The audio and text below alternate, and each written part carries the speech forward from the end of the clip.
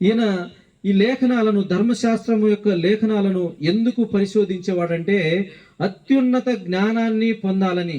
ఈ ధర్మశాస్త్రంలో ఉన్నటువంటి గ్రంథాన్ని లేదంటే లేఖనాలను ఎందుకు ఎజ్రా పరిశోధించేవాడంటే అత్యున్నత జ్ఞానాన్ని సాధించాలని.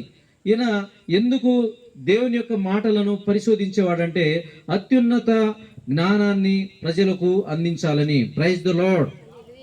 నిజమైనటువంటి దైవజనుడు, నిజమైనటువంటి దైవ సేవకుడు ఎవరైనా సరే లేఖనాలను ధ్యానం చేస్తున్నప్పుడు కాస్త పరిశీలనలో పడతారు, లేదంటే కాస్త పరిశోధన చేస్తారు. ఇక్కడే దేవుడు ఇలా రాయించాడు, ఎందుకు రాయించాడు, ఈ వాక్యము ఏ విధమైనటువంటి అర్థమును ఇస్తుంది, ఈ వాక్యము వలన నేర్చుకోవలసినటువంటి లేదంటే జీవితంలో మార్చుకోవలసినటువంటి అవసరాలు, విధానాలు, జీవిత పద్ధతులు ఏంటి, ఈ విధమైనటువంటి అనేక విషయాలను మరి తెలుసుకొని అనేకులకు బోధించడానికి ప్రయత్నం చేస్తారు అసలు శిష్యులైనటువంటి దైవజనులు.